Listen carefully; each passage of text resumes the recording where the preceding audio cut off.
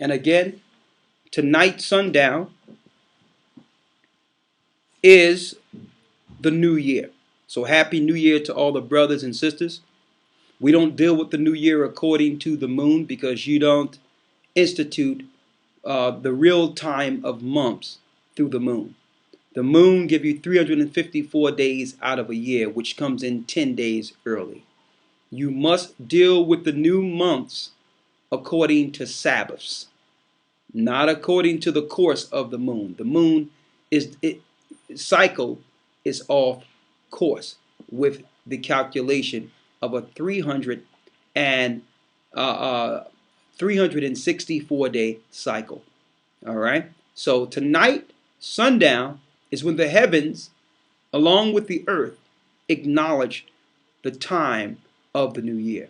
You can acknowledge the time of the new year because the last day of the year, which was yesterday, it was equal parts night, equal parts day. That's the calculation. That's the last day. When the sun go down, will be on the first day of the year.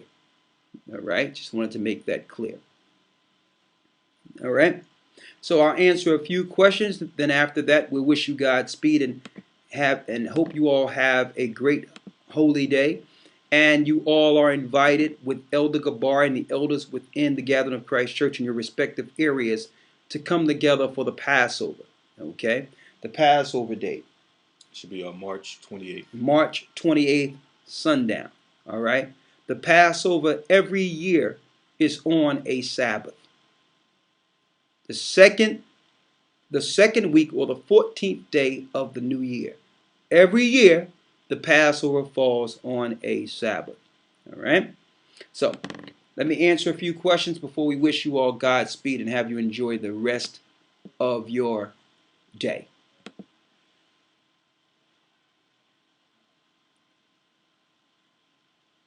Okay. Let me pause this here.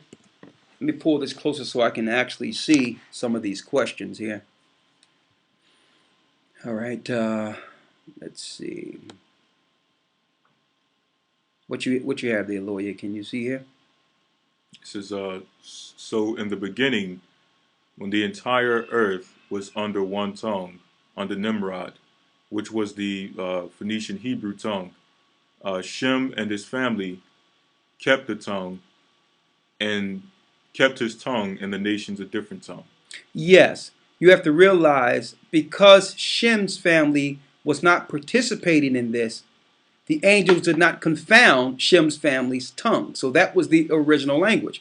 When you look at the word Eber, Hebrew actually comes from the word Eber or Ebrite. Okay? So when the time of the flood, it was Peleg, which means division, which means that was the time in which Eber's families kept the tongue and the rest of the nation's tongues were split. So when you look at the word Hebrew, it doesn't mean to cross over. It's the language that continued. They'll make you believe that Hebrew means one to cross over. It have nothing to do with that. It's the language that continued from Eber. You getting something there? Mm-hmm. Okay, let me know when you have it there. While you're getting that, I'm going to answer this question here, lawyer. Sure. All right. Shalom, elders. Is this why some musical artists may fall off all of a sudden because they don't want to accept these things? Some of them fall off in the business because it's unbearable. It's just unbearable. You understand? To sustain that type of lifestyle of being controlled by demonic forces just can be too much. Some just operate all the way. That's why they've condensed the artists that they're using to control our children and the youth down to a controllable number. These are they who have initiated their spirit and have actually come all the way over there to the dark side. See, and so what's going on here is that they only use a few artists now because they can't control so many people. They only use a few. You're going to keep on seeing them over and over again. You're going to see Shakira. You're going to see Rihanna. You're going to see the same people over and over and over again because there's only a few that they can utilize. Beyonce, Jay-Z, that are initiated into this new age control and demoralization of society. What you have there? This is the Testament of the 12 Patriarchs, Appendix 1, Chapter 8, and I'll start at verse 4. It says, "And do not forget the Lord your God, the God of your fathers, who was chosen by our father Abraham when the nations were divided in the time of Peleg.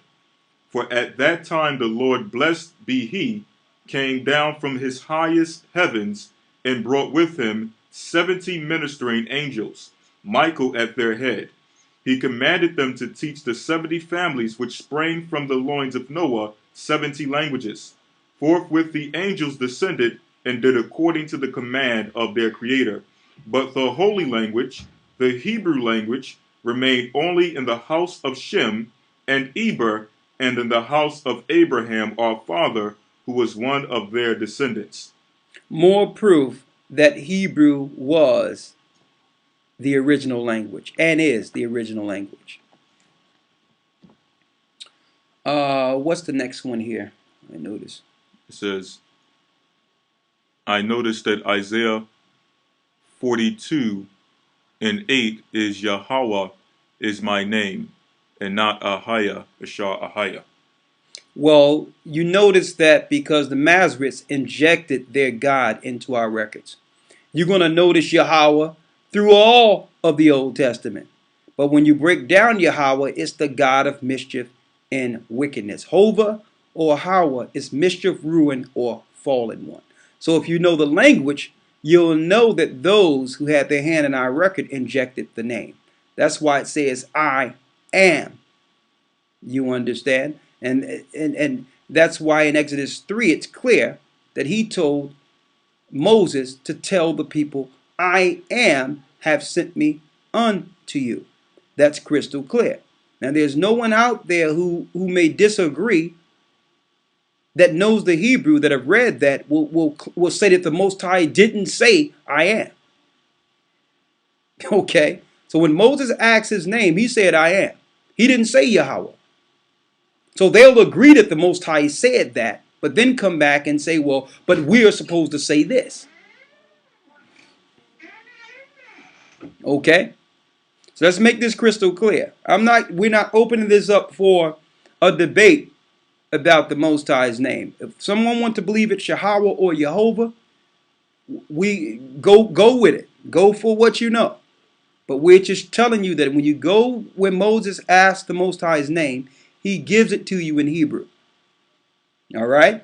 Every other place is the Tetragrammaton because the serpent people, Satan's people, injected Satan's name so that Satan can be acknowledged and worshipped over the Most High.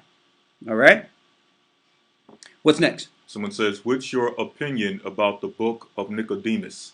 The book of Nicodemus, the original translation of the book of Nicodemus, is a good book. What's next? Someone says, is it 2007 or 2008 now, based on the AD and Horad death thing? Okay. You would look at it for, what it's 8 years off, right? About 7, 8 years About off. 7 years off. So you're looking at, if it's 2013, 2014 now, then you're looking at about 2007. Okay, between 2007 and 2006. All right. So it was about a 7-year period in which is off. So you're looking at 2007 it is. What's the next one here? Someone says, Thawada, great lesson, Baraka Thumb, and Happy New Year. Happy New Year to you. Bless you too. And that's Yvonne. Shalom, sister. Go ahead. Someone says, I'm going to be in London this fall. How do I get in touch with the GOCC? Okay, good question. We have Brother Gaja and now Elder Gaja who is operating, and they're actually going back and forth into London now, and we have a gathering there that's being led through the brethren there. And if you are in London and in the England area or in the Europe area, God is having a big celebration this year through the Spirit of the Most High there. I think they're going to be in Birmingham this year. So if you want to become a part of that in England, the Gathering of Christ Church, UK and Europe, just send an email to gatheringas1@aol.com with your number, and we will get with you so that you can be a part of this celebration in a couple of weeks. All right, what's the next one here? Someone says, how do we operate bringing it in? I assume that's referring to the new year. Okay, it's to be treated like a Sabbath. What's next? And of course, you can have food and lawful food, and just a convocation, just bringing in the year as a Sabbath. Someone says, I was thinking of learning capoeira. Capoeira martial arts. Go ahead. Would this be considered as a form of Buddhism?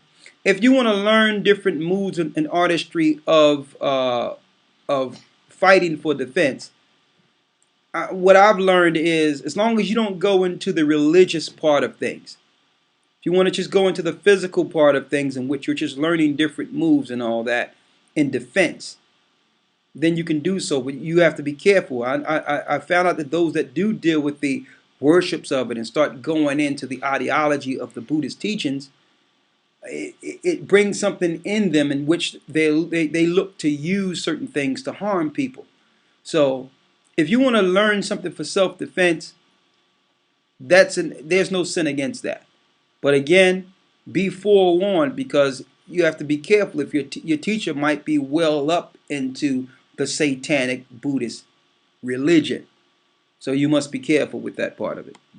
Also with that, I think there was a form of martial arts that was created by our people in South America during slavery. So I'm not sure if that has any link with the Asian martial arts. Exactly. When you look at the Han Dynasty, when our people went over into Asia, we were doing the arts, but when you look in Joshua, we were jumping over walls and all that. But that was through the Spirit of the Most High. That was worshiping the Most High, and the Most High would actually give us certain powers.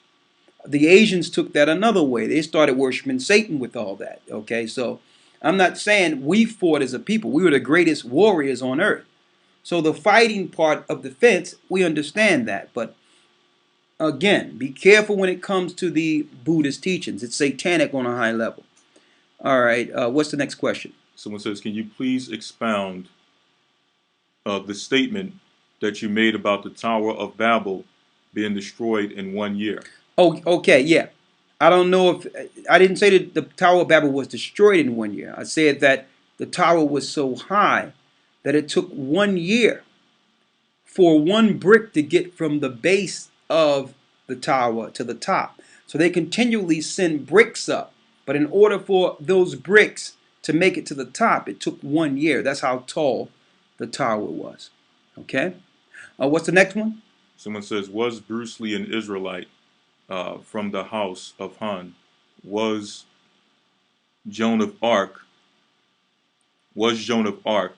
a witch? I don't know if Bruce Lee was from the house of Han. I know people out there that's saying this because he was bad in arts, one of the best, that he must have been an Israelite. I'm not one to claim that someone is an Israelite based on them being recognized and having some gifts. There's gifts in all nations. All right, so I haven't researched Bruce Lee's line. Neither am I inclined to figure out what family he came from. All right, that have no spiritual significance to us whatsoever. Whether or not Joan of Arc was a witch, she was definitely a witch. And I know a lot of people like to promote that and look at that as some deep scenario in which Joan of Arc is recognized as a witch, when there's more witches operating now than during Joan of Arc's time.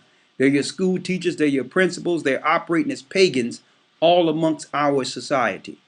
All right, so Joan of Arc is just, at that time, she was living in infamy because our people were able to recognize and go against such actions during the Dark Ages. All right, but Again, there's more witches now. There's Joan of Arcs everywhere now. All right, what's the next question here?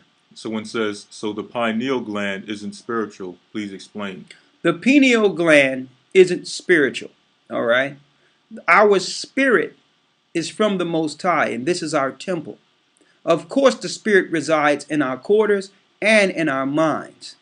But there's nothing that the scriptures speak of doing something to open up our pineal gland. Usually when you hear that type of philosophy, that links into satanic Buddhist teaching.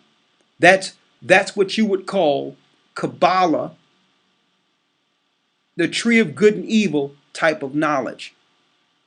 When the Most High warned Adam and Eve against a certain thing, and then Satan introduced it and it says, well, if you eat of this fruit, I can make one wise.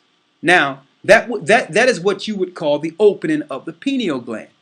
Now, Adam and Eve, even before this, was open in connection with the Most High. Okay?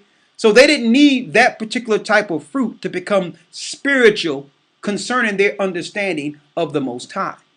Satan was teaching them things that they were not supposed to know and understand because it meant sin and death. So just because someone can open up their minds to knowledge doesn't mean it's the spiritual knowledge that we should look to in our time to connect with the Most High. So anyone speaking about that pineal gland garbage, and I'm going to say it straight up, it's garbage. Christ didn't tell us anything about the pineal gland. Christ says, I'm the way, the truth, the life. No man cometh to the Father but by me. I'm not doing nothing to exercise or to improve my connection with my pineal gland. Okay? That is not what gives us understanding of the Most High. So no, it is not spiritual. Leave it alone. It's an introduction to the tree of good and evil. It's Kabbalah, satanic teaching. And when anyone get a scripture from Christ to show us that we should be dealing with our pineal gland, I'll be more than open to hear it. All right, but we've done some research on this, and usually people that's talking about their pineal gland are those that get high, so they can open themselves up to some of the demons we've mentioned earlier. What's next? Someone says they built a Buddha temple in the hood of North Philly, and this is a growing trend for our people in Philly, from witchcraft to Buddha. Exactly. They're now targeting us, the people of God, the children of Israel. Once they get us included in all this, then they've accomplished the one world order.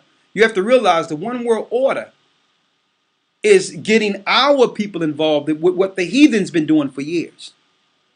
They've always been heathens and dealing with satanic worships and worship. We were different. So the New World Order is really encompassing God's people as a whole into their religion and into their one world religion. And it's almost accomplished. We're almost there. What's next? Someone says, is it okay to go to the clubs after learning truth? The answer to that is absolutely not. All right. If you want to go someplace where people are more laid back and there's not all this chambering and all those things, it's okay. You have to go to a place that you will know that you wouldn't mind being caught there or being seen there if Christ returned. Okay? Now, there's gatherings that people come together with all the time in which there's a little wine and there's nice music. There's it's a family-oriented type of gathering. Okay. But we all know what goes down in these satanic Bacchus clubs, per se. All right? So, no. What's next? Someone says, what about the blood moon? They say it's to happen on Passover this year. Let's go to Joel 2 and 30 and 31, and let's see if that's saying there's a blood moon that's going to happen on Passover this year. Go to Joel 2 and 30 and 31.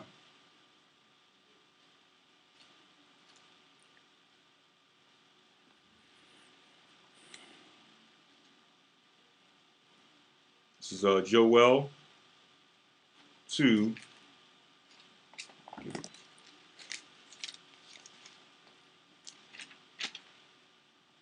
Joel 2 and 30, 30. And I will show wonders I in will the show heavens wonders in the heavens and in earth, and in earth, blood and fire and pillars of smoke. blood and fires and pillars of smoke. The sun shall be turned into darkness, and the moon into blood, before the great and terrible day of the Lord come. Okay. Now I know what this is saying. All right. But that don't have nothing to do with something happening on the Passover this year. Joel 2 and 30 and 31 have nothing to do with the Passover. Now, if you look at on YouTube where these people claim that some great event happened on every what they would call blood moon, then you have to look at the fact that all the events they're talking about were actually pre-packaged, planned events and false flags that the government did. Had nothing to do with whether. So they know when certain things are coming in, and they plan ritualistic sacrifice and things of that nature on those particular days.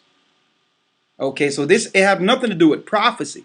It have everything to do with them looking to the stars, and when they know something is coming, they do something and plan something well before it happens, and have it actually go down on that particular day as a sacrifice to their gods.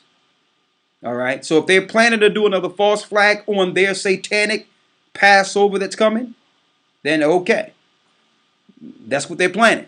But that have nothing to do with the scripture. The scripture didn't say that there's going to be blood moons on the Passover of this day. So they actually look to the stars to do sacrifices on certain days. When it's talking about the moon being turned to blood, it's actually speaking of the wars and all that goes down before the coming of Christ.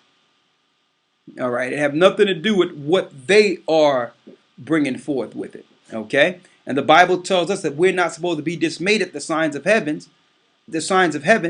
because the heathen are dismayed at them. We're not even supposed to be looking at that. They do those things and set up things to happen on those particular days, not because it organically will happen when there's a red moon.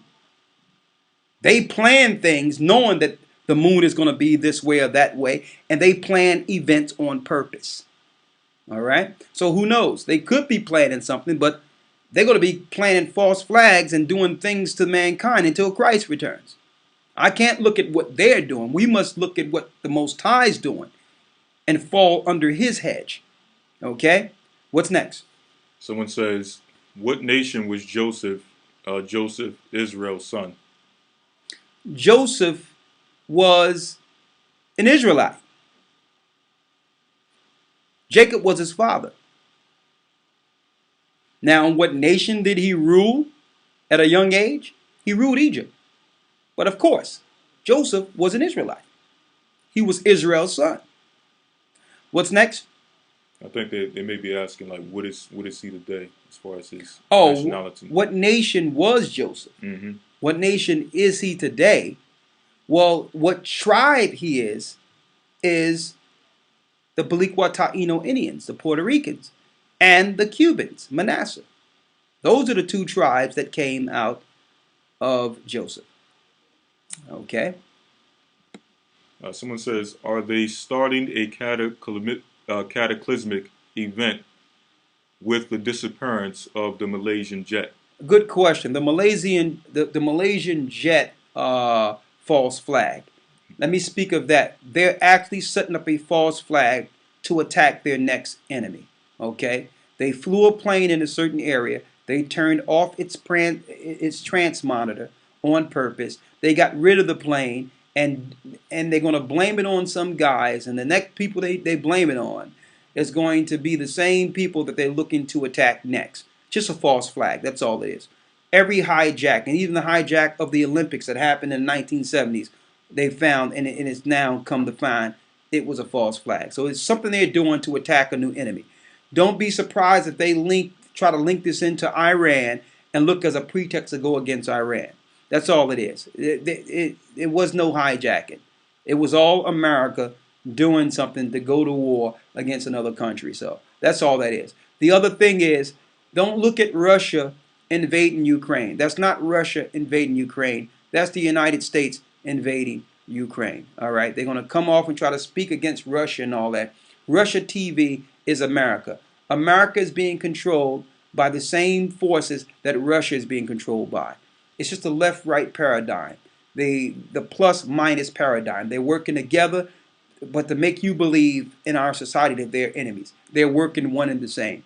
It's just, and a lot of you don't know this, but there's a lot of our people, mainly the tribe of Dan, as gypsies that are living in Russia, that are actually being enslaved and have been enslaved for years and being destroyed by the Edomite Ashkenazis in that particular area. So usually it's an intrusion against the elect that's scattered in respective areas.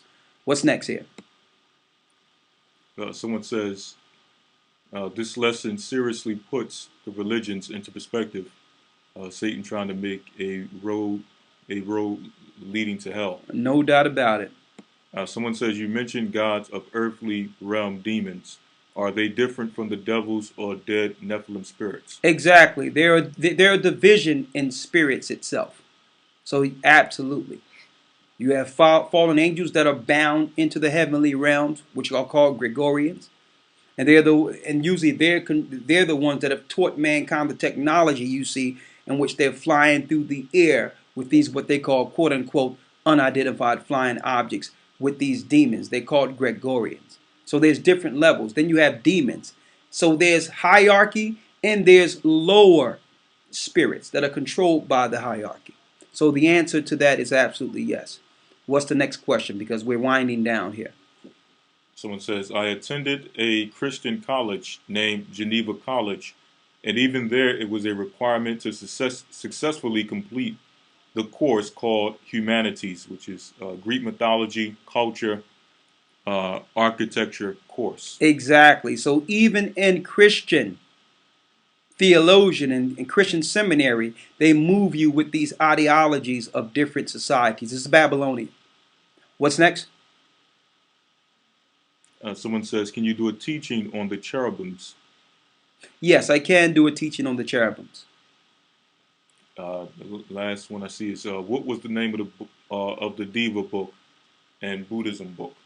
Okay, the information we got this from. All right.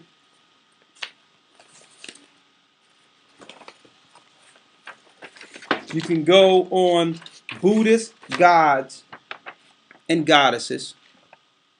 Buddhist gods and goddesses. You can go on just Google that and it'll show you all the divas and all that, what they do, and their source. The source is from the Religions of the World, which is a very reputable source. And we got the Wikipedia. I mean, we have encyclopedia, but the Wikipedia have a lot of what the encyclopedia have. So you type in the origin of Buddhism and the gods of Buddhism in the encyclopedia, and it will give you the sources for that.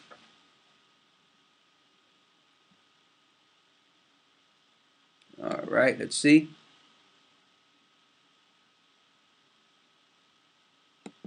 Let's see what else we have here on the side.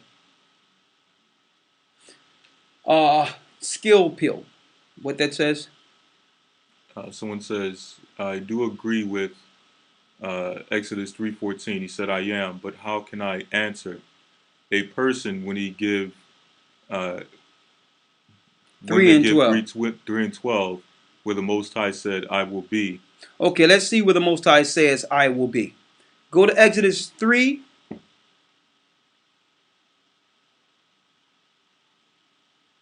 And 12. This is Exodus 3 and 12. See, the best way to answer is not to repeat what someone say, but to go to the scripture and see if it's saying what's coming out of someone's mouth. Because I hear this all the time when it's clearly in the Hebrew where it says Ahia was given to Moses. Beyond any shadow of a doubt, he did not say Yahweh or Jehovah at all when he answered Moses. But I hear this so-called double talk when people come and say, well, yeah, he said that, but he meant this. When the Most High is not the author of confusion. And on top of that, you see, this is how you know that you cannot argue this point at all. the Canaanite gods were calling on Yahweh before Moses left out of Egypt. They were calling on a look up yourself, Yahweh, the Canaanite God. That means the inscription of Yahweh in Jehovah was being worshipped as Satan by the Canaanites before Moses was born. Explain that. So don't deal with the double talk people try to give you concerning the Most High's name. If he said, my name is Ahiah, Ashar, Ahiah, that's the end of the conversation. Unless you can show me in scripture, and this is how I talk to people when they come with that. Unless you can show me in the scriptures where the Most High told him that Ahiah, Ashar, Ahiah, but my name, you should call me this. Unless you show me that in the scriptures, I will stick with what the Most High gave Moses. Read. Exodus 3:12. And he said, certainly I will be with thee. I will be with thee. He didn't say my name is I will be. See that? And see, you have to recognize how people, if they have to go through these great lengths to try to jump over what the Most High said, they must be controlled by some type of spirit. The Most High never said in Exodus 3:12 that I will be. Read it again. It says, certainly I will be with thee. I will be with you, Moses. And this shall be a token unto thee that I have sent thee. When thou hast brought forth the people out of Egypt, ye shall serve the Most High upon this mountain. Now I'm going to ask you, lawyer, you're reading the same Bible I'm reading. Mm-hmm. Did the Most High say I will be in Exodus 3:12? Yeah. He says I will be with you. Mm-hmm. But did he say I will be? That my name is I will be? La'ah. The Most High didn't say my name is I will be there. So when you ask a question, and that's skill pill, you must really examine what someone have told you and what you perceive to be as right. When you look at the same scripture that I see, and the Most High never told Moses that my name is I will be. He says, I will be with you, Moses. Now let's go to the next verse and let's get the name. 13. And Moses said unto the Most High, behold, when I come to the children of Israel, and shall say unto them, the God of your fathers have sent me unto you, and they shall say to me, what is his name? So when they shall say to me, what is thy name? Because what? Moses didn't know what God was dealing with him at that time. He knew he was the God of Abraham, Isaac, and Jacob, and that God that called him out of Egypt. But he didn't know what name to present back to his people. Why? Because there were many gods and many names in Egypt. And guess what? Yahweh was even recognized in Egypt before Moses left Egypt. Yah was the moon god in Egypt. So obviously the Most High was going to give him a different name compared to the gods that he knew in Egypt. Read.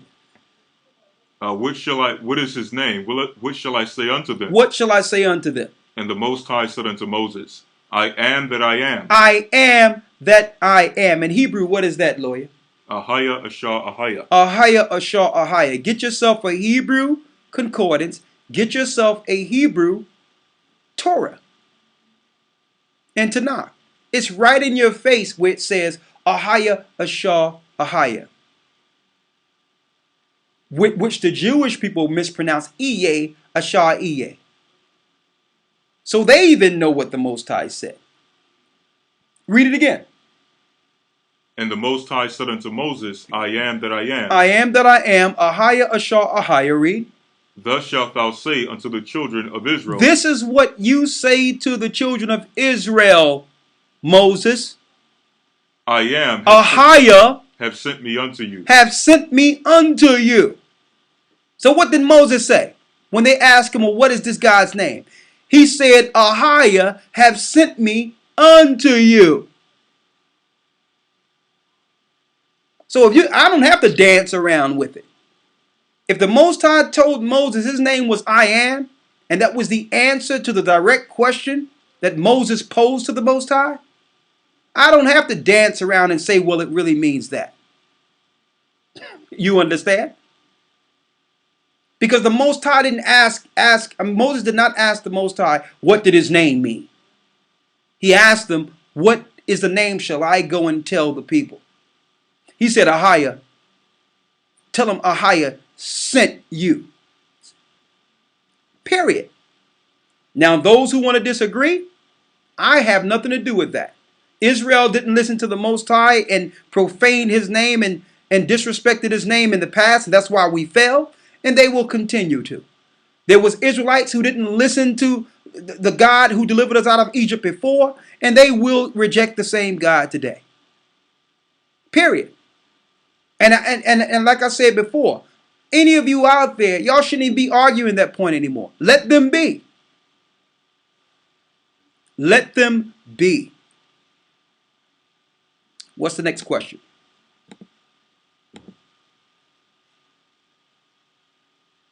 Says I mentioned to Elder Ricard via email about a blog that I did along with Vessel, I got you. Vessel, the sister got enduretogether.com, and I told her that we're going to work to integrate that, because what we're going to do is we will have a network page, what you would call a Gathering of Christ yellow pages within our gatheringofchrist.org. So if you got businesses or whatever the case is, we're going to all be able to take advantage of the gifts we have amongst our people and prefer them and those that are in the church, opposed to taking our finances to others and building them. We're going to help build our brothers and sisters within. So yeah, that's something that's coming, and I'm going to it's going to be a Gathering of Christ Church network. So if you need things done, electric, building, gardening, whatever the case is, there's going to be someone within a network that we can help each other, opposed to going to the outside. That's going to be on the site soon. So this says I wasn't disseminating on the name. I was asking if it was an injection. The last part of my question was cut off. Well, whether or not what was an injection? You're talking about Yahweh? I think that comes from the question earlier, and the person asked the question about Isaiah 42:8. Yeah. Where it says the Lord, it says Yahweh opposed to Ahiah. Okay, yeah. All right. Yeah, that was an injection. You were correct. I'm almost done. All right. Okay, we're getting ready for our feast, so hold 1 second here.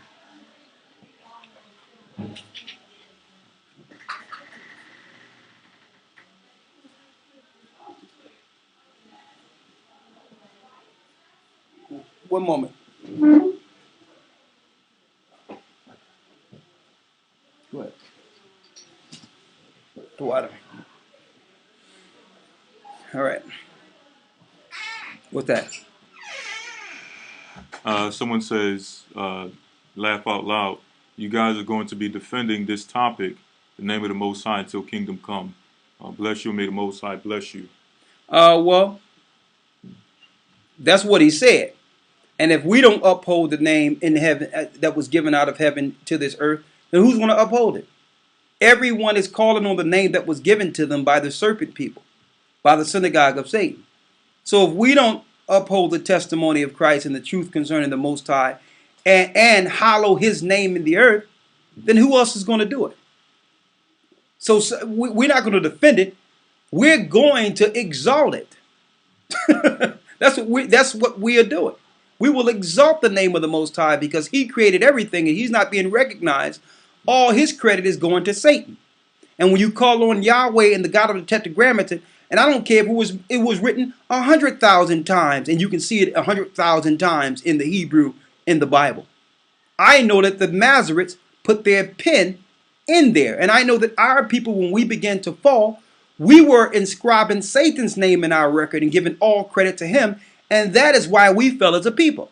So I don't care how many times you can see it in the Hebrew and in the Paleo and all that. I go by what the Most High said.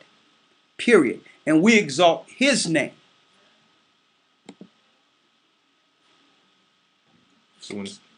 Last question. Can a woman teach the word? If so, what circumstances? Absolutely, a woman can teach the word. And in what circumstances? You teach your children. You show those that are around you. When it says he suffered not a woman to teach, there was women trying to take an authority position in the church when hands were not laid on them to do so. Women were to back the deacons and elders. But yes, you have Priscilla and Aquila who operated together as husband and wife, and they taught many. You understand? They would be out passing out things and talking to the people while Paul was setting up churches. So a woman can teach what she knows. She's supposed to. Women are effective teachers. But you are not to do it from an authority position over the pulpit or over a church. But let me tell you, if you know something, you bring it forth. You're not to hide it. You're not supposed to hide it. You're not supposed to be in an authority or in a church position. But by all means, teach the word of the Most High. So when it says he suffered not a woman to teach, that's women taking authority over the Most High's people.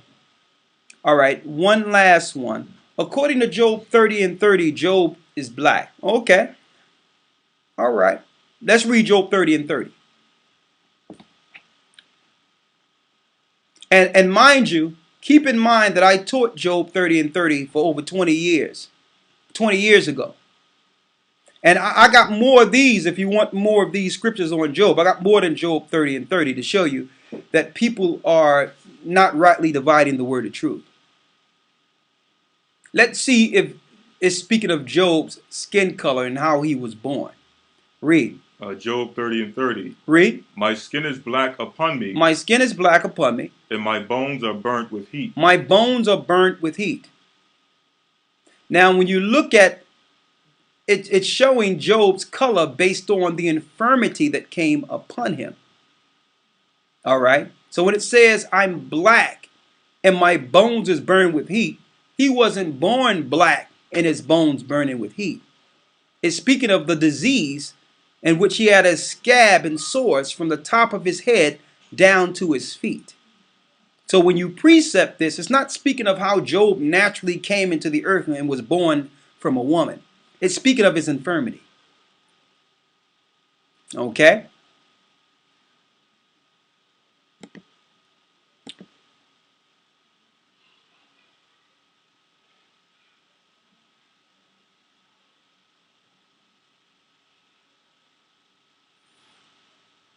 Someone asked, Elder, have you seen the cosmos? It keeps speaking of the cosmic calendar. Is the cosmic calendar in relation of pagan days? I haven't looked into that in specific. I will look into it, but I know that there's only one calendar that we should deal with from the heavens.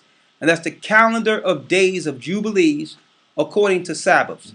364 days, 52 Sabbaths in a year makes a complete cycle in the heaven and on earth.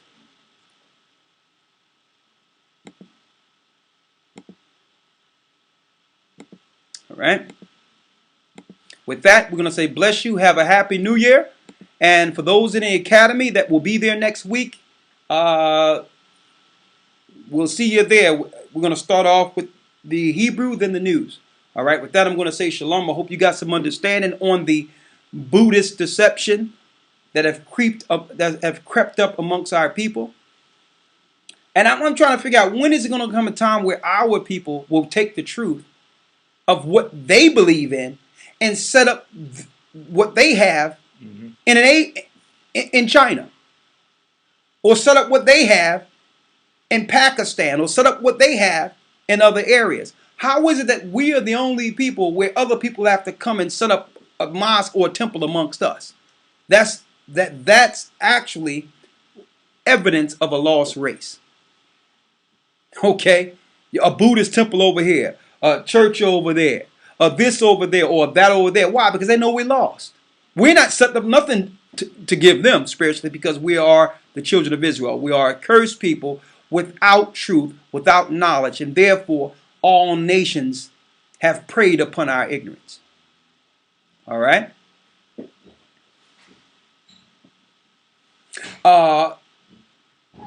Dale made a statement here. It says, I am that I am has become a problem when the gathering of Christ showed it in the Hebrew. Yeah, that's when it became a problem. Now all of a sudden, I am that I am is not his name. Well, that's what he told Moses. And I see people try to flip it, turn it around. Let's look at the scripture under it. Look at the scripture over it. So I can show you what he meant. Take words out of context and all that, just to ignore what the Most High said from his own mouth. So if you don't want, listen, if you will ignore what the Most High said from his own mouth on that, what else will you just ignore and throw to the side? With that, I'm going to say shalom. And you have a happy new year. We're going to enjoy the feast tonight, and may the Most High be with you. Before we leave,